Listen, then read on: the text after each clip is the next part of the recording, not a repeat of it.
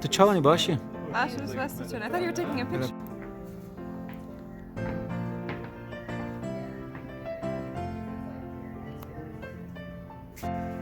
What are you doing?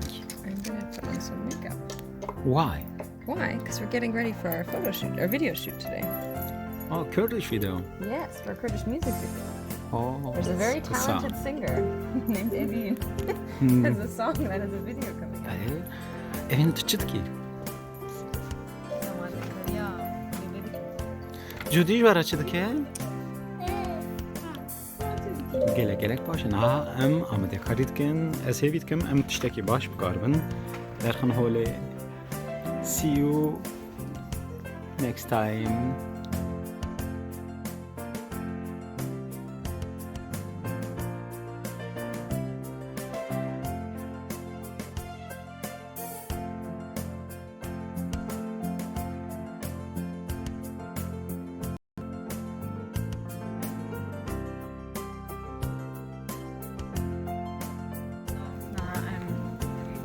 Klipi Sevgiyle xoş.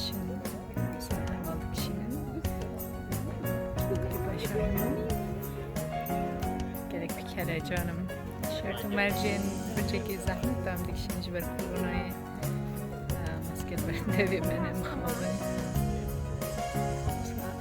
Çeki gerek xoş. Hêja.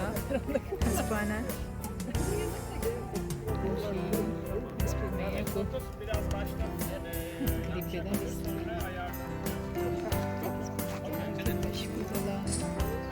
Judy koy Judy.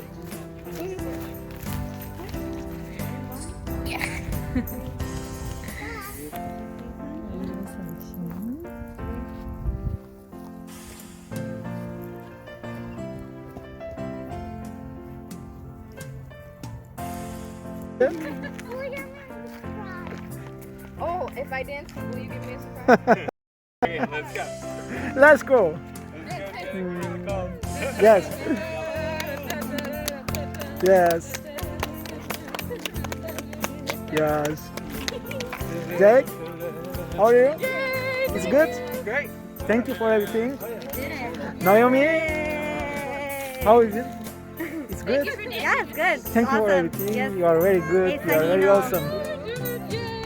Bas. My gosh. Dilan tçavani. Ben şu spas tuçuni. Sabi. Zahmet bu. Nasa man ne bu sahibi okta. Gelek spas. Man do Gelek nevi. baş bu. Hani bu. Çava bu bra. Valla gelek baş bu. Tu vestiyay. Çünkü zor taybet bu. Gelek spas. Gelek taybet. Muhteşem. You are very Muhteşem. muhteşem.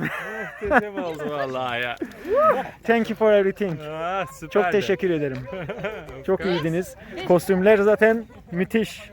Bence San Francisco'da artık böyle insanlar gezecek.